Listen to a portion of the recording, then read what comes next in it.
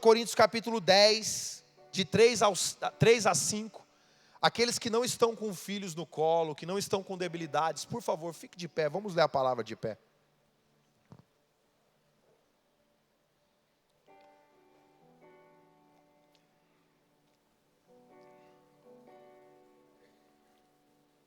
Hoje eu vou ler da NVI. E diz assim, a palavra de Paulo, à igreja aos Coríntios. Pois embora vivamos como homens, não lutamos segundo os padrões humanos. Embora vivamos como homens, nós não lutamos como homens. As armas com as quais lutamos, elas não são humanas. Pelo contrário, elas são poderosas em Deus para destruir fortalezas.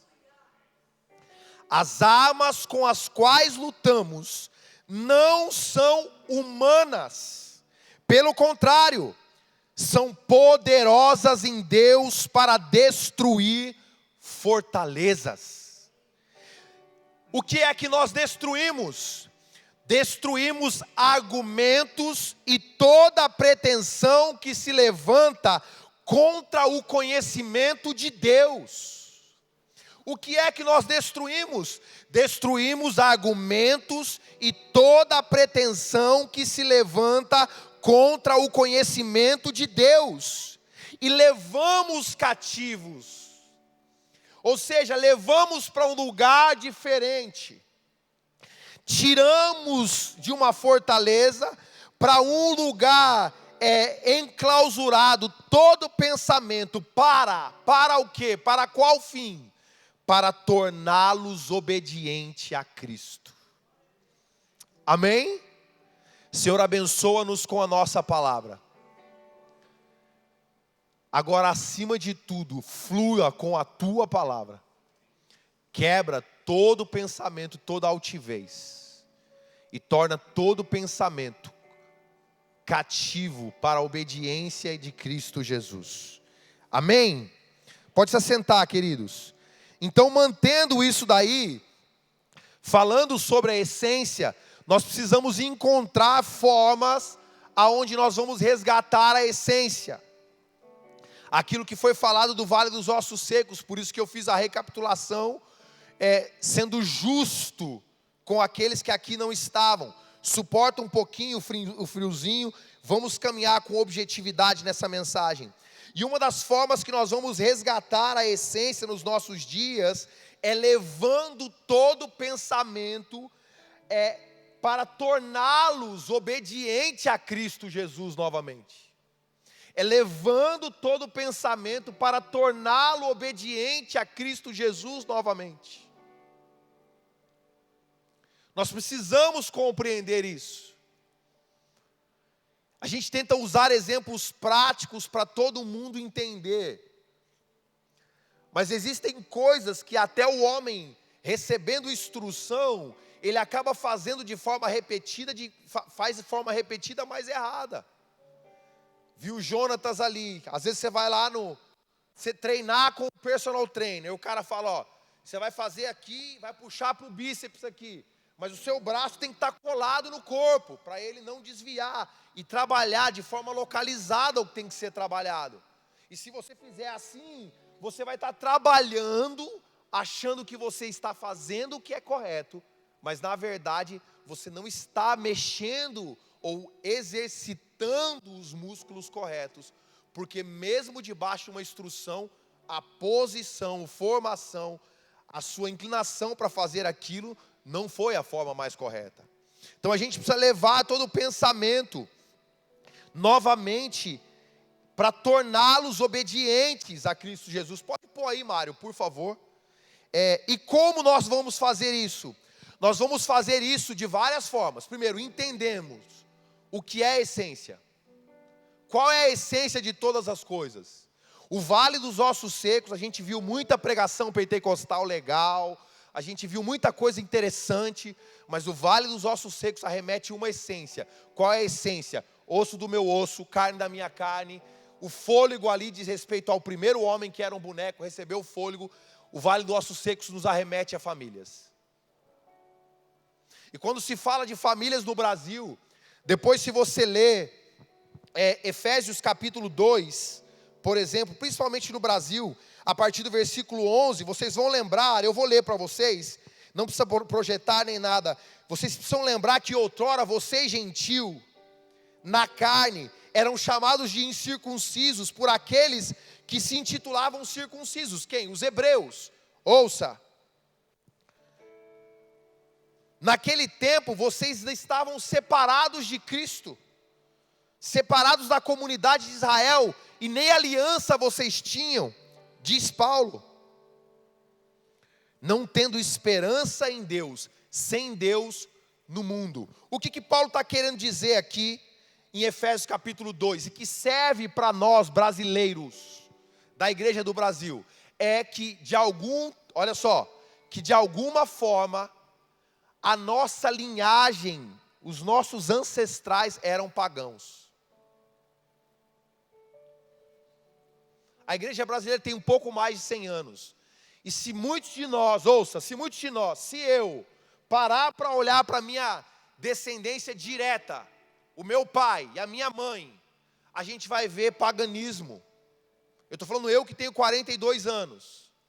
Os meninos que estão aqui, eles estão sendo beneficiados. Por quê? Porque eles olham, eles já veem pais que não são pagãos. Pais que já estão na aliança. Que já não estão sem Deus no mundo. Mas nós não. Se você olhar para os nossos primeiros pais, ou olhar para o pai dos nossos pais, vocês vão encontrar mais paganismo ainda. Então o que nós precisamos entender?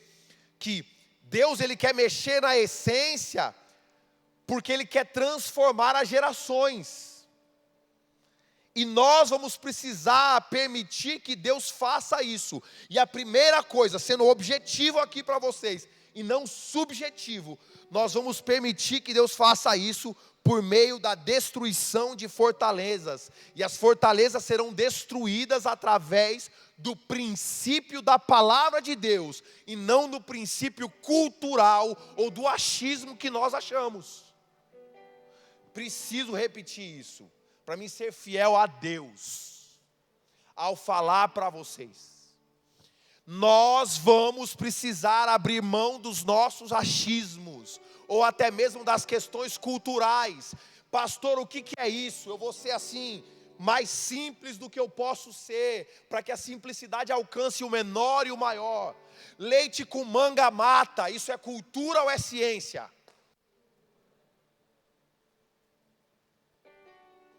Mas você vê que você acreditou? Você vê que tomar banho depois de comer, você vai morrer, não vai para o rio. Irmãos, eu fui criado no sítio, com os meus avós. Sabe como eu aprendi a nadar? Não foi na escolinha, na piscina. Meus sobrinhos fizeram isso. A Rebeca teve essa oportunidade do YMCA, lá de Boca Raton, de aprender a nadar. Mas sabe como eu aprendi a nadar? O meu avô, juntamente com os meus tios, eles viram meu tio lá embaixo, e eles pegaram assim, num poço que tinha na cachoeira. Segura aí, Neto. Neto é meu tio, mais novo. E meu avô me jogou no poço. Não estou dizendo que essa é a forma, mas era a cultura. Ouça, não estou dizendo, ouça aqui, ó. Porque hoje isso aí já dá bullying, né? Não estou dizendo isso, mas estou dizendo que era a cultura da época. O que meu avô sabia? Como ele ensinou os filhos dele a nadar? E como os filhos tinham que ensinar os filhos? Era dessa forma. Então meu avô me pegou, eu tinha, 5 aninhos, 6 aninhos, jogou lá dentro. E aí lá de cima da pedra, vocês riram porque não foi vocês. Lá de cima da pedra ele gritava para o Neto: não segura não, Neto. Eu me debatendo, vai até a pedra. Ele me guiava pela voz dele, da forma que ele entendia. Então por que eu estou dizendo isso? Porque nós que viemos de uma linhagem de cultura, que tem vários tipos de pensamentos e inclinações, nós vamos ter que permitir que Deus leve todo o pensamento e toda a pretensão para torná-los sujeito a Cristo de novo. Por isso que para voltar para a essência, nós vamos ter que quebrar as fortalezas. Quem entendeu isso, por favor? Vocês entendem? E como que a gente quebra fortalezas? Primeira coisa,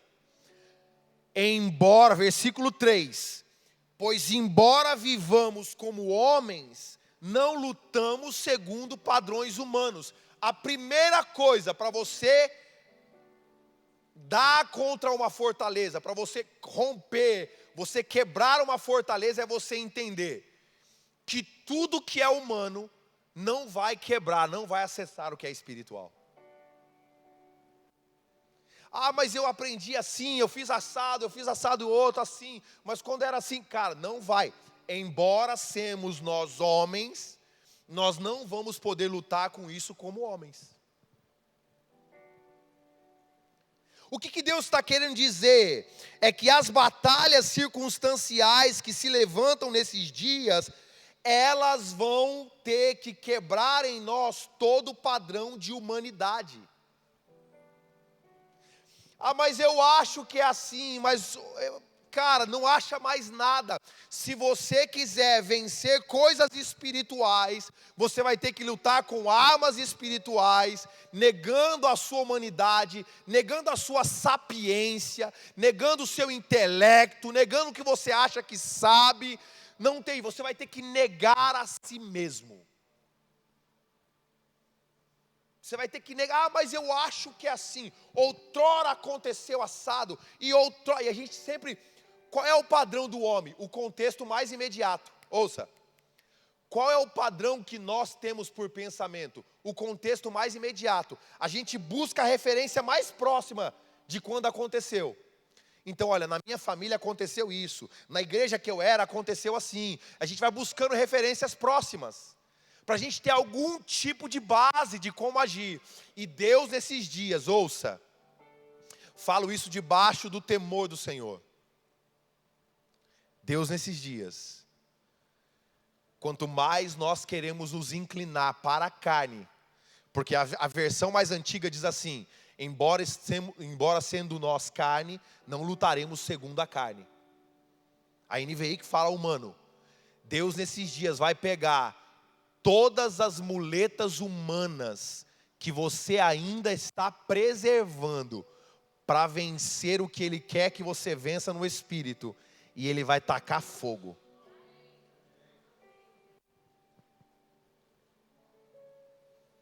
Deus vai humilhar a nossa inteligência, porque Ele está dizendo assim, não é segundo a carne que vocês vão vencer as fortalezas.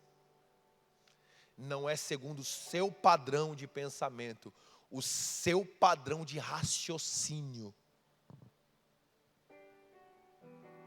Nesses dias, a vitória vem com uma rendição plena à vontade soberana de Deus. Não, eu preciso repetir isso, porque eu vou sair daqui hoje à tarde, se Deus permitir. Pastor Marcos está chegando aí, né, vem de carro lá da roça. Eu vou dar almoço para ele e eu vou dormir em paz. Nesses dias, o que vem por circunstância, o que vem ao nosso redor, não será vencido segundo padrões humanos. E isso não sou eu quem digo. Isso é o próprio Paulo, o apóstolo que escreveu. E como que nós vamos deixar que a nossa humanidade perca? A gente vai deixar que a nossa humanidade perca quando a gente tiver uma rendição completa à vontade de Deus. Vou desafiar o seu pensamento aqui. Vou desafiar o seu pensamento. Cai uma folha de uma árvore sem que Deus permita? Vou perguntar de novo. Cai uma folha de uma árvore sem que Deus permita? E por que às vezes a gente quer ensinar a Deus como Ele tem que fazer as coisas?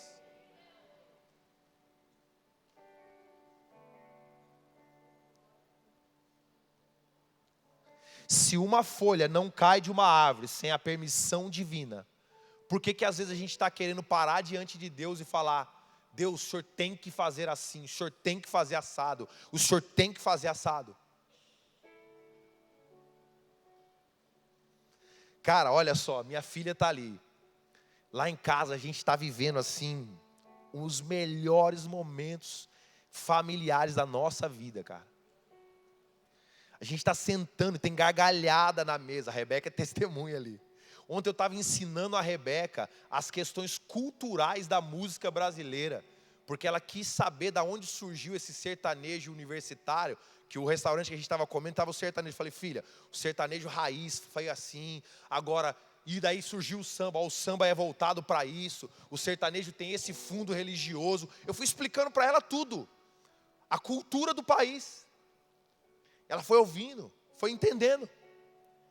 Agora, quando a gente para orar, e ontem nós oramos em família, 6 da tarde, no fim do dia, na viração do dia, e a oração sacerdotal é: Deus, nós estamos totalmente entregues aos seus cuidados, e nada daquilo que não é para acontecer, acontecerá, e nada do que precisa acontecer, deixará de acontecer.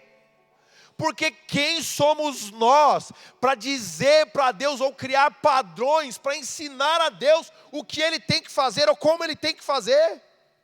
Deus está dizendo: eu estou fazendo uma obra, e essa obra não precisa da sua ajuda humana, da sua interferência humana, porque os padrões do que eu estou fazendo não é humano.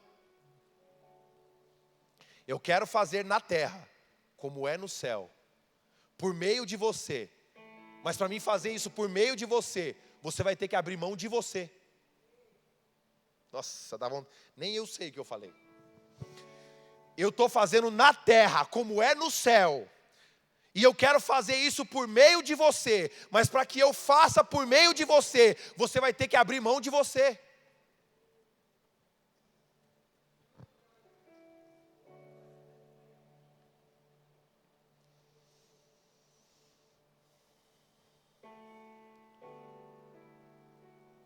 Então tudo aquilo que você ainda luta, achando que, ouça com muita atenção, achando que você detém algum tipo de controle, que você detém algum tipo de direção, esses dias Deus vai fazer tudo para tirar os seus olhos dessas coisas e colocar os seus olhos nele.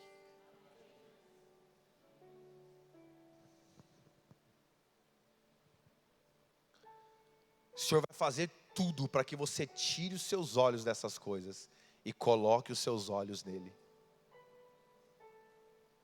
Dura coisa é recalcitrar contra os seus aguilhões, Senhor.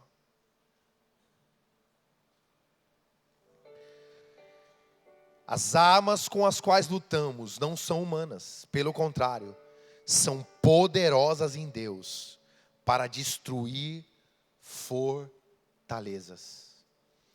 Mas o que são essas fortalezas? E como elas são formadas? Sabe, irmãos,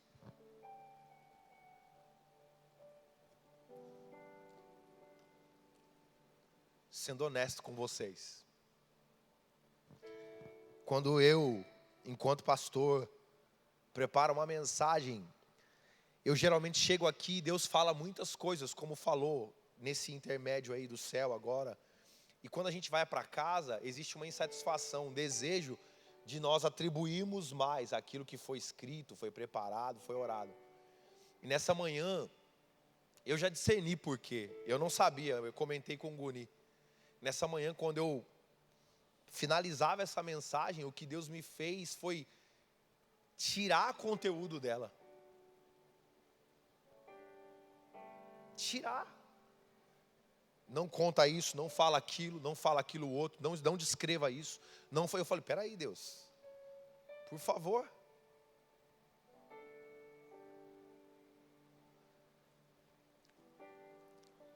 Então preste atenção e não ignore. Por mais que talvez seja algo que possa soar simples. Fortaleza é um lugar fortificado. Fortalezas são como aqueles muros. Quem teve a oportunidade de ir em Jerusalém, outrora tinha, hoje ainda tem alguns, né? Mas muita coisa foi destruída. Existiam muros em Jerusalém, aonde passavam 2 carros de guerra por cima deles. Carruagens. Então Fortaleza, Jebus, era uma cidade forte, né? Fortalezas são, imagine isso, imagine uma parede muito espessa, aonde consegue passar homens andando por cima. A palavra cidade fortificada, ou lugar fortificado, que é a origem de fortaleza, é exatamente isso. Só que aonde essas coisas foram construídas, segundo a palavra que foi extraída de Paulo, elas foram construídas aqui, ó.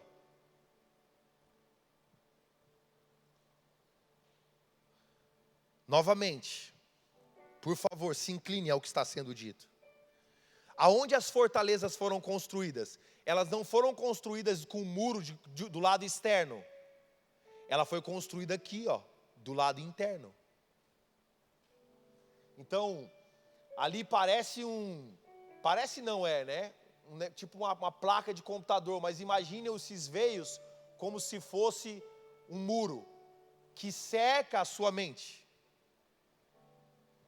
Imagina aquelas canaletas como se fossem fortalezas que vão se erguendo, que vão subindo, que vão subindo. Esses lugares que são fortalezas. E elas são erguidas, como foi falado, foram construídas por palavras, por pensamentos e argumentos. Está escrito. Em outras versões diz que por pensamentos ou por palavras e pretensões, aquilo que vai sendo dito, vai sendo formado, vai sendo colocado e vai sendo construído. E como essas coisas, elas vão tomando, né? Elas vão sendo criadas por esses argumentos, criadas por meio dessas palavras que geralmente são direcionadas direta ou indiretamente. Como eu falei aqui, por exemplo, de um exemplo simples, prático e que todo mundo pode entender. Manga com leite, você vai morrer. Aí agora você vai em alguns lugares que tem suco natural, tá lá, suco de manga com leite. Aí dá aquele bug. Antes morria, agora já não morre mais. Por exemplo, ouça, outrora tomar muito café era ruim, agora a medicina diz que você precisa tomar café. E as coisas vão sofrendo mutações. Só que elas vão sendo criadas e arquivadas aqui por palavras, por argumentos, por pretensões, que foram ditos direta ou indiretamente. E todos vocês aqui, sem exceção nenhuma, a começar em mim, passando por todos vocês, nós recebemos a criação dessas fortalezas. Isso foi sendo edificado, erguido dentro de nós. E aí, olha só, vou usar exemplos aqui chulos. Palavras que geram dúvidas, conflitos ou afirmações negativas. E essas palavras unidas, somadas com o cotidiano que a gente vive, porque o homem ouve, depois ele vai ter que ver. Porque o homem é assim, né? Ok? E inclusive, o que é a falta de caráter? É algo que é dito, mas que é exemplificado, vivido de forma diferente. Então o cara pode falar, eu não conto mentira. Aí você vê ele mentindo, teve um conflito. Aí eu sou trabalhador. Aí segunda-feira, o cara que era para estar no emprego, ele acorda, abre a porta, está muito frio, vou ligar para o patrão. Ué, mas o cara não era trabalhador? Existe um conflito entre o que ele disse ser e o que ele realmente estava fazendo. Então é por isso que a gente tem, olha só, o ser humano, ele ouve e depois ele vai ver, ele quer ver com os olhos, tipo Tomé, né? Deixa eu ver, deixa eu verificar se é isso mesmo. As palavras, elas foram sendo construídas exatamente, toda a negatividade, todas as afirmações, unidas ao cenário do cotidiano, aos cenários imperfeitos do nosso cotidiano, foi que as fortalezas vão sendo construídas em nossa mente.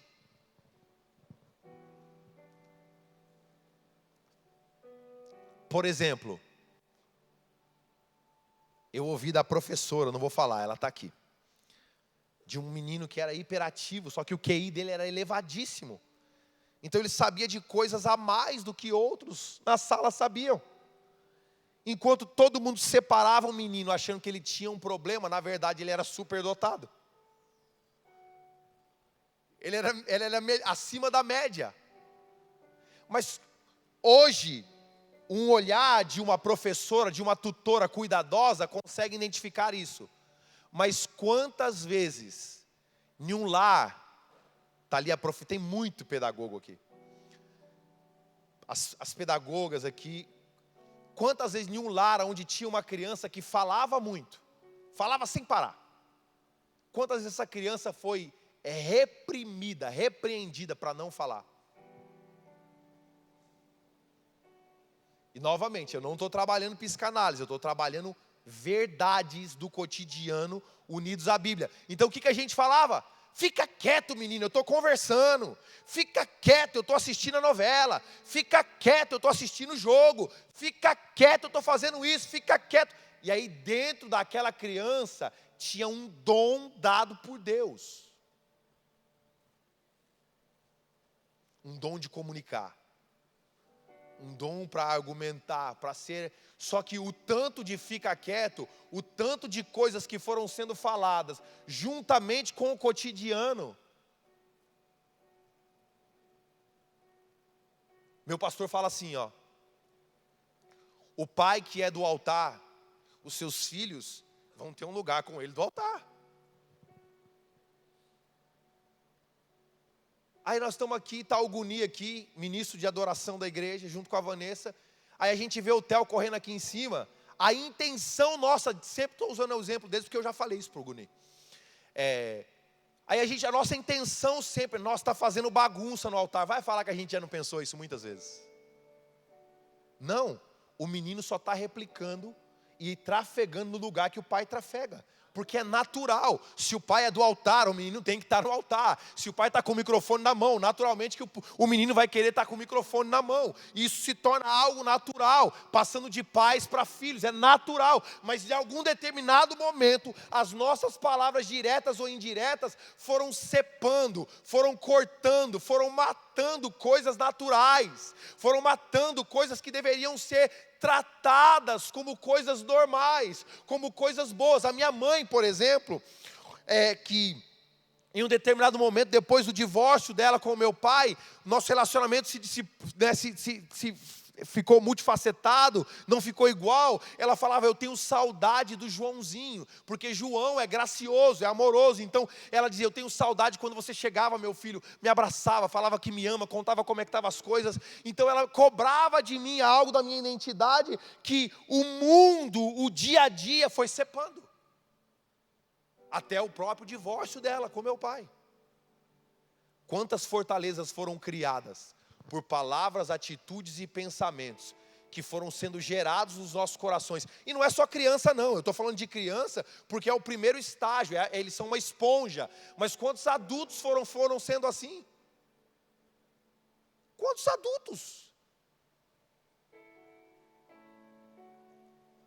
Perderam o desejo de se expressar, porque um dia foram cortados deste lugar, foram retirados deste ambiente.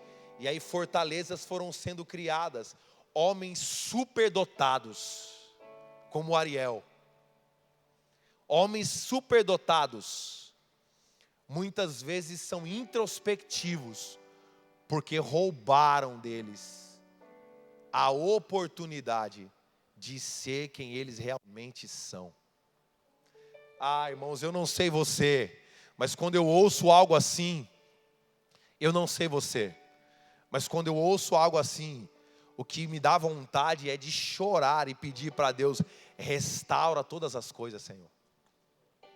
Restaura todas as coisas. Foram fortalezas que foram criadas.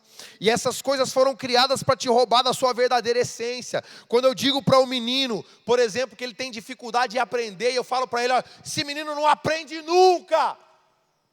Não é assim.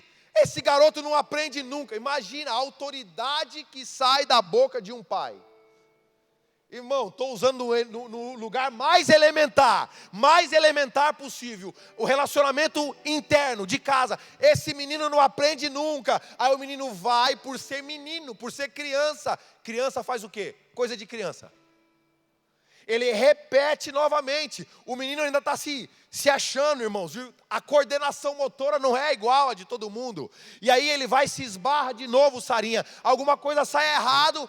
Aí novamente vem a palavra: não tem jeito mesmo. 2 tijolos da fortaleza foi colocado. 2 tijolos foi colocado sobre aquela fortaleza. E aí quando ele chega em um lugar onde, ouça, ou ele ou ela podem ser quem eles realmente são, e alguém como súdito de Satanás, do inimigo das nossas almas, que já conhece o que foi construído durante a jornada, alguém atribui dolo, né? Aquilo que já era gravado. O cara está fazendo tudo ali para ser quem ele precisa ser. E aí um amigo já adulto, na idade adulta, olha para ele e fala assim: cara, tu é um mané mesmo, né, meu? Você não faz esse negócio direito. O que ele vai lembrar? Pois esse cara está certo. Minha mãe falou isso para mim. Meu pai falou isso para mim. Minha avó falou, meu tio. E agora esse cara está falando. Então, na verdade, essa é a mais pura verdade. Fortaleza está lá. E todas aquelas pretensões e argumentos estão cercadas dentro desse lugar forte, impedindo que esse jovem, essa jovem, essa mulher, esse homem, e às vezes até esse ancião, seja tudo que Deus determinou que eles fossem, desde a eternidade. Porque a fortaleza ainda está erguida, e toda a pretensão ainda está ali dentro.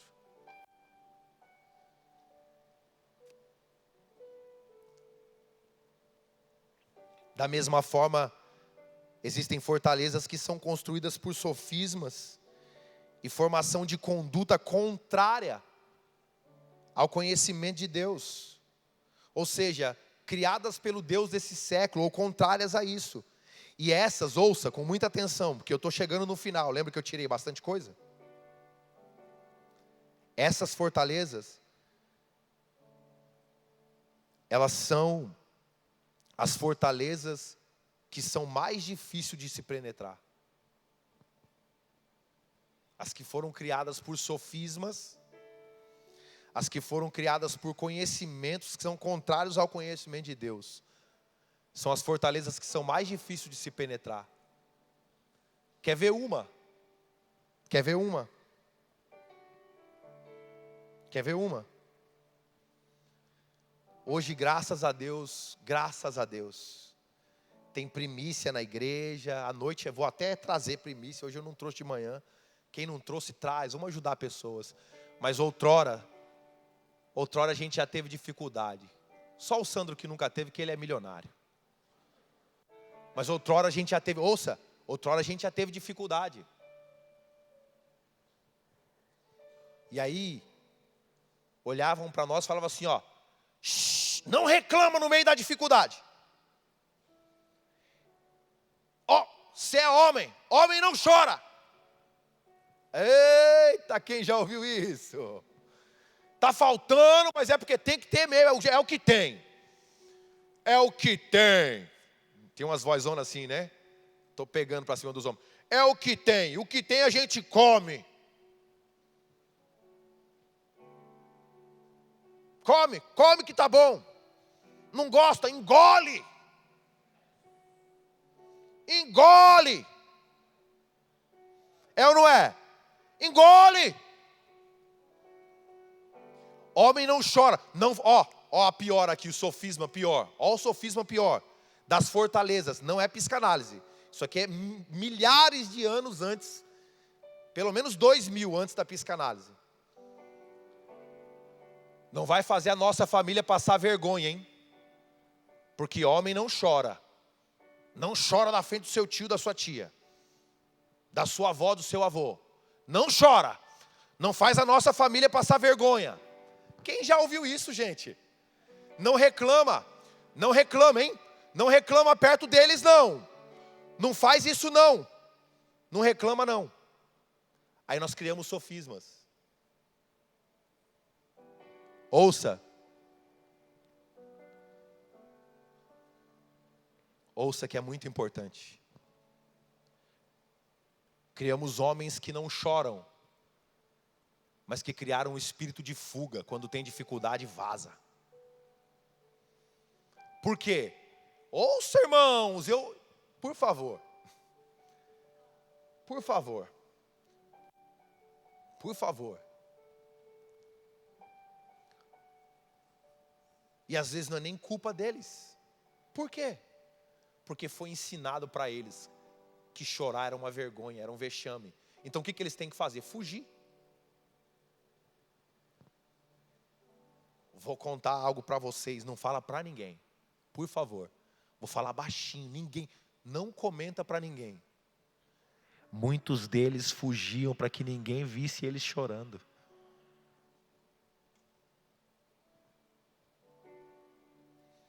Vou denunciar aqui, debaixo da autoridade do Espírito de Deus.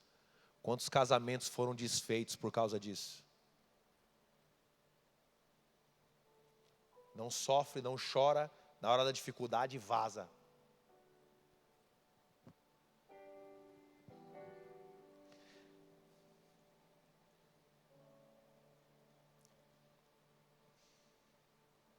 Ou, nós ministros, pastores, passa pela prova dando glória a Deus. É claro, irmãos, que é fácil cantar, falar, teorizar, até que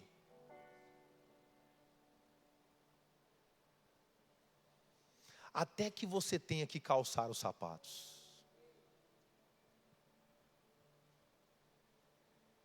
E quanto outros sofismas da fé que foram criados. Quantas coisas que os outros acreditou, irmãos. Quanta coisa que não tem na Bíblia que é replicado pelos crentes até hoje. Por exemplo, Paulo caiu do cavalo, venha como estás. E tem um monte de coisa que nem na Bíblia está. Que a gente foi criando. E essas fortalezas, como eu falei, de sofismas e da fé, são as piores, Bianca. Sabe por quê? Eu vou explicar. Porque sempre nos ensinaram que a fé não pode dar lugar para o questionamento, para a dúvida. Então, quando algo é criado por intermédio da fé, irmão, para quebrar, só a mais profunda rendição.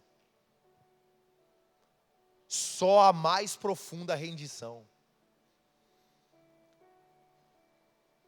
Vou abrir uma observação aqui agora.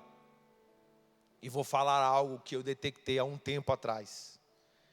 Em uma esmagadora, e os irmãos psicólogos, psicanalistas ouçam isso. É uma detecção da minha jornada que eu detectei. Em uma esmagadora maioria das opressões, depressões e conflitos mentais, eles são gerados por pensamentos que foram encucados e não regenerados, e que estão dominados, cercados pelas fortalezas que foram construídas na mente. Porque depressão não é uma causa, depressão é algo não vai bem. E muita coisa não é moxida, não é curada, não é transformada, porque tem uma fortaleza protegendo.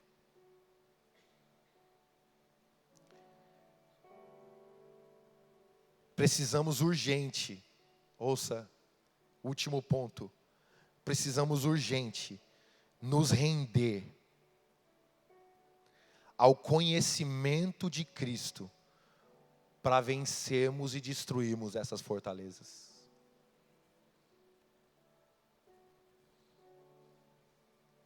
Precisamos urgentemente nos render ao conhecimento de Cristo Jesus, nos tornarmos obedientes ao conhecimento de Cristo Jesus, para destruir e nos vermos livres de todas estas fortalezas, até a da fé, que não dá espaço para dúvida.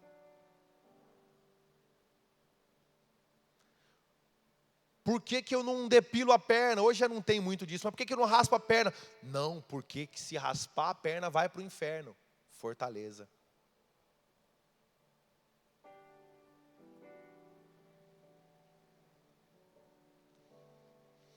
Uma entrega que elimine, ouça, uma entrega que elimine os nossos achismos, uma entrega que exija de nós fé. Uma entrega que nos leve verdadeiramente, não nos domingos, uma entrega que nos leve verdadeiramente a confiar na ação do poder de Deus. Mesmo nós, eu vou levar aqui como suposição, se todos nós aqui somos trigos, e o Luciano acho que pregou sobre a semeador, depois parou no trigo. Sendo nós aqui todos trigos, mesmo nós sendo trigos, nós vamos precisar nos entregar completamente para darmos frutos. Porque a palavra de Deus diz em João 12:24, verdadeiramente que se o grão de trigo, não é de joio, se o grão de trigo não cair na terra e não morrer, continuará ele só. Mesmo sendo trigo, vai estar só, não vai frutificar. Mas se ele se entregar completamente, mas se ele abrir mão de si mesmo, de forma plena, então dará muito fruto.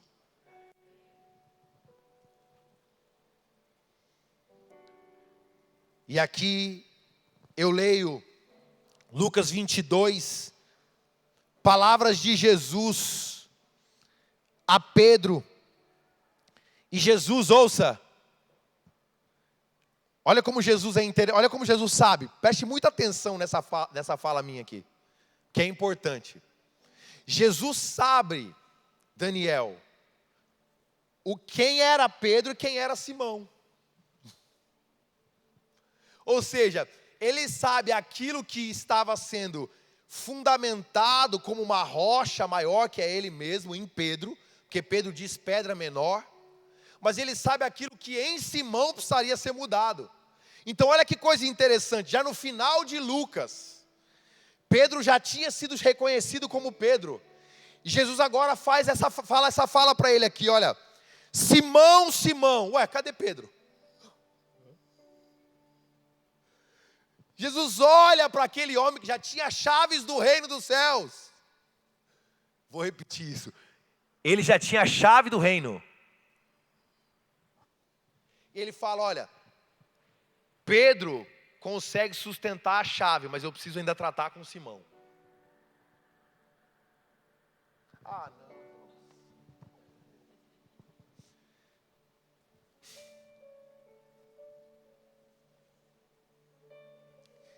Simão, Simão, Satanás pediu você para peneirá-lo como trigo.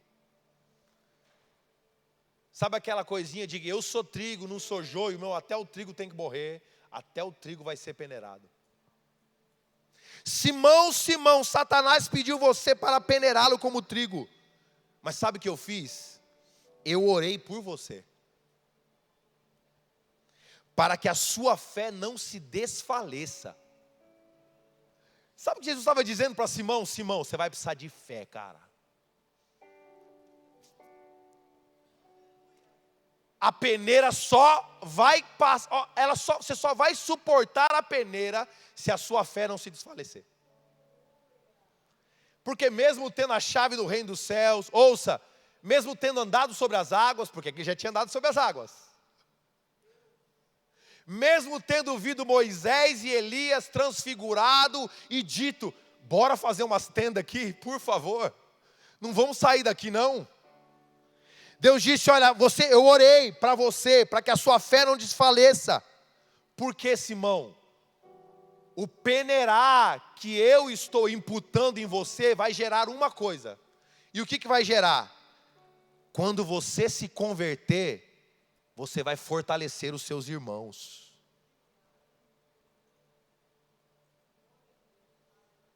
Mas eu orei por você para que a sua fé não se desfaleça. E quando você se converter, fortalecerá os seus irmãos.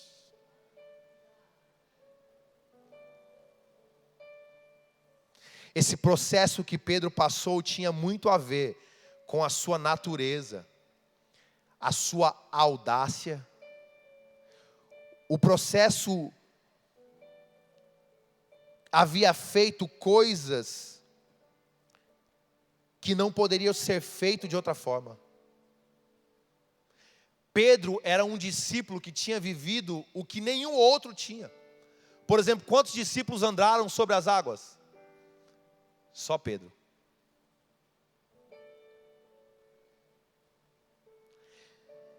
Por isso Deus permitiu, ouça, por isso Deus permitiu que Satanás, isso aqui buga o crente, né? Isso buga o crente. Por isso Deus permitiu que Satanás o peneirasse como trigo. Para que a casca fosse arrancada e o trigo morresse, surgindo então um genuíno apóstolo, um homem morto para o seu orgulho e a sua vaidade. Ouça isso que eu vou dizer aqui. Todo homem que afirma ser um homem ou uma mulher de Deus, e que quer ser usado por Deus, ou vai ter que voluntariamente render tudo de si mesmo, ou vai ser peneirado. Eu vou repetir isso daqui. Todo homem e mulher, chega daquela falácia de outrora, do evangeliquez só para grego ver. Todo homem e mulher de Deus, que querem verdadeiramente serem usados por Deus, ou vão ter que se render voluntariamente, verdadeiramente, permitir que Deus tire a casca, produzir muitos frutos, ou serão peneirados.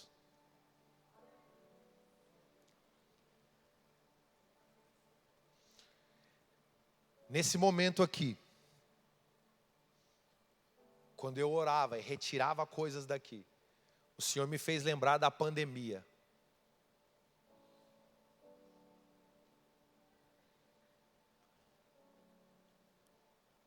Quando primeiro o susto da pandemia veio, muita gente, até quem não orava, começou a orar fervorosamente.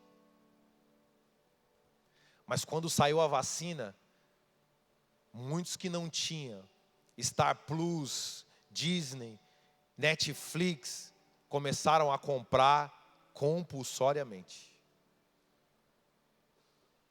Maratonavam inúmeras e inúmeras séries. E o fervor dos primeiros dias da pandemia se foi. Por quê? Porque veio a vacina e com ela um falso senso de alívio.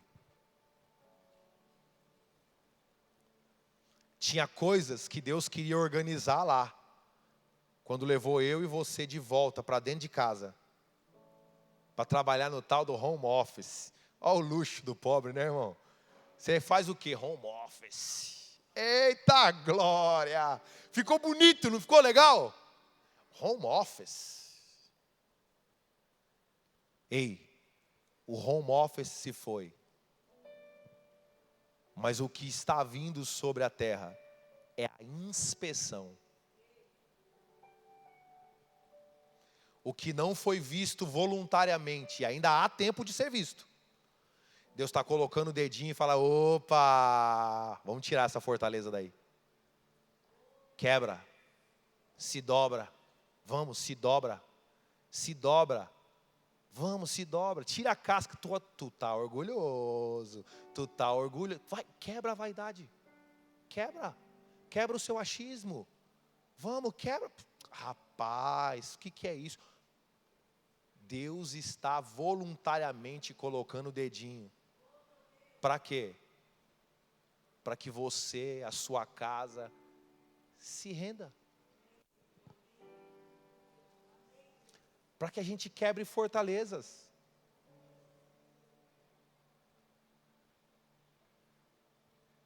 Adolescente não é aborrecente. Não veio para trazer aborrecimento. Então quando eles acham que sabe tudo, agora eu olho assim, tem uma lá em casa que está nessa fase. Eu olho e falo, meu Deus, hein? Credo, pai. Porque mulher tem um jeito, né? Credo, pai. Não. Eu falei, nem Salomão, com toda a sabedoria que ele recebeu, não falou um negócio desse. Ei, mas para isso, ouça, para isso pais, para isso mães, para isso filhos, Deus teve que colocar o dedinho e falar, ouve o adolescente. Ouve o que ele tem para dizer. Porque outrora você, ouça, porque Deus está falando. Porque outrora você achava que só o que você falava era importante.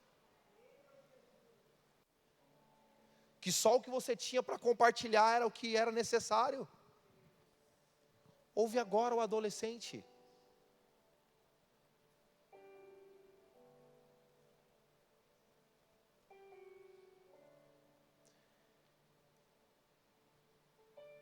Não vou deixar você subjetivo.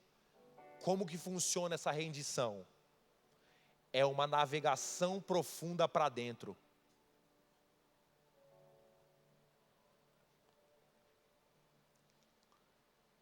Em 1880, na época, lá atrás, eu li em um livro essa semana, eles diziam, todos os culpados eram inocentes. Na época do faroeste, todos os inocentes eram culpados.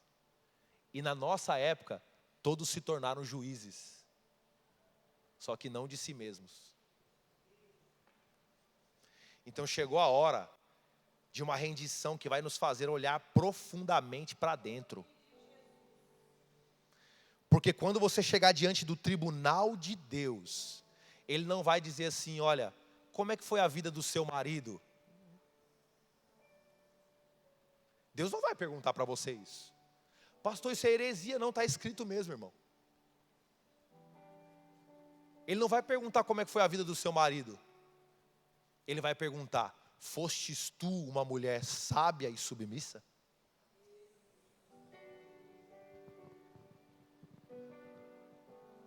Para o marido ele vai perguntar, amastes você a sua esposa como eu amei a minha?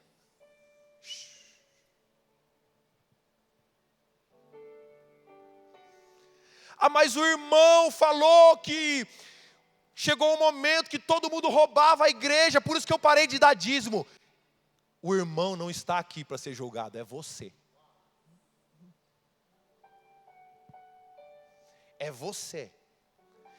Como que funciona a rendição voluntária? Porque a peneira não é voluntária. Mas fica tranquilo, até o diabo trabalha para Deus. A peneira não é voluntária, mas o diabo não é diabo que faz o que quer.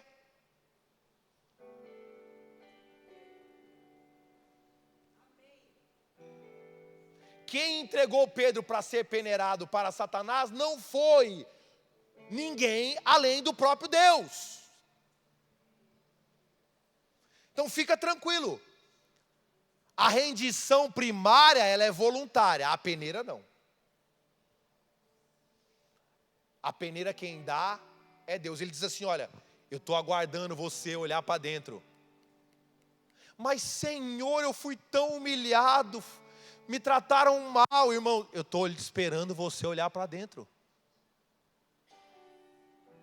Ah, mas Deus, eu ia fazer isso, eu fiz aquilo. Eu ainda estou aguardando você olhar para dentro. Eu estou aguardando você olhar para dentro. O posicionamento, irmãos, disso daqui, ó, que a gente falava tanto na época, que era botar, e você vai conhecer o pastor Marcos, o Alessandro conheceu um pouco lá, ele é todo pentecostalzão, boca no pó, ó, o que a gente falava de boca no pó, que era assim, ó, talvez era Deus falando, quando você fica assim, eu faço você olhar para dentro, eu não faço você olhar para fora, porque todos os nossos argumentos você está vendo como que ela está me tratando? Você está vendo como ele está me tratando? Mas você está vendo esses meninos, você está vendo o salário, você está vendo isso, você está vendo aquilo. Todos os nossos argumentos apontam para fora. E Deus está dizendo, a rendição que vai fazer com que as fortalezas se quebram, é a rendição que faz você olhar para dentro. Um dia vocês vão ouvir o meu testemunho, do que aconteceu quando eu tinha 13 anos com a minha mãe e eu. Irrompeu, de 12 para 13, irrompeu o meu relacionamento, tenho 42, eu fiquei quase 30 anos com um relacionamento superficial com a minha mãe. E sabe como esse relacionamento foi restaurado por Deus? A gente pensa que é uma coisa mística, sobrenatural. Deus me fez olhar para dentro. Então, sabe o que eu fiz? Eu não cheguei diante da minha mãe, que errou muito, com 7 pedras na mão. O dia que eu fui me acertar com a minha mãe, eu sentei diante dela, e foi tudo Deus que promoveu, não tem nenhum mérito meu. Nenhum mérito, porque até o encontro foi Deus que gerou voluntariamente. Eu sentei, não vou sentar porque senão vai ficar... Eu sentei e eu falei para ela, me ouve como filho. Com 41 anos, 42 anos. Ela me ouve a história do seu filho. Eu quero te contar o que aconteceu de 13 anos em diante com a minha vida. Eu quero ser o teu filho. E eu quero permitir que você seja minha mãe. Não foi algo sobrenatural, foi uma viagem interna de quebrantamento.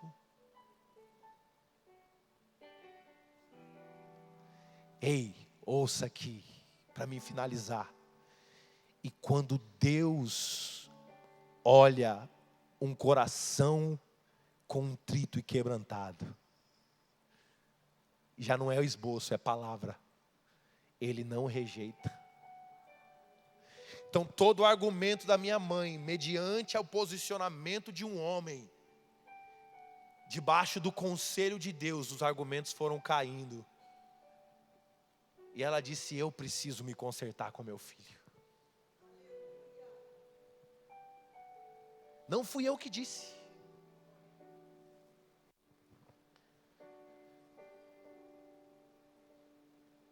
A renúncia, o quebrantamento voluntário, ele te leva a olhar para dentro. Se você ainda está olhando para fora, é porque você ainda não está quebrantado. Se você está ainda olhando a alguém ou a algum lugar para atribuir o que você está vivendo, você ainda não é uma pessoa quebrantada. O filho pródigo, quando ele ansiou comer a comida dos porcos, ele se levantou e ele disse para quem? Disse para si mesmo, ele falou, caindo em si. Sabe onde ele caiu? Ele não caiu em um abismo, ele caiu dentro de si.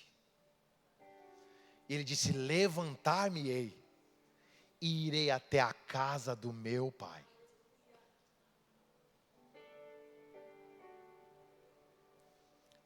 Pastor, mas eu já estou na fase do quebrantamento, amém. Então para você que está, eu encerro com a seguinte afirmação. A maior evidência, ouça, a maior evidência de que você está totalmente quebrantado e quebrantada, a maior evidência disso é uma paz esmagadora, que nem você consegue entender. E olha que coisa interessante, eu tenho um texto para isso. Por que que essa paz é esmagadora?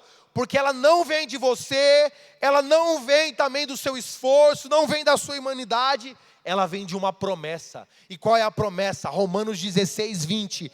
Em breve, o Deus da paz esmagará Satanás debaixo de seus pés, e a graça do nosso Senhor Jesus Cristo estará com todos nós para sempre.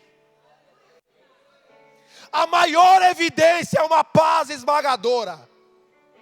É você olhar e o outro está falando, você tem que falar, o outro falando, você tem que calar, você tem que fazer, você tem que desfazer. E você olha para Deus, e Deus ele só continua olhando para dentro. E aí Deus fala, fica tranquilo, continua olhando para dentro. Porque enquanto alguns estão olhando para fora, eu estou cumprindo a minha promessa, e a minha sentença sairá. E qual é a minha sentença?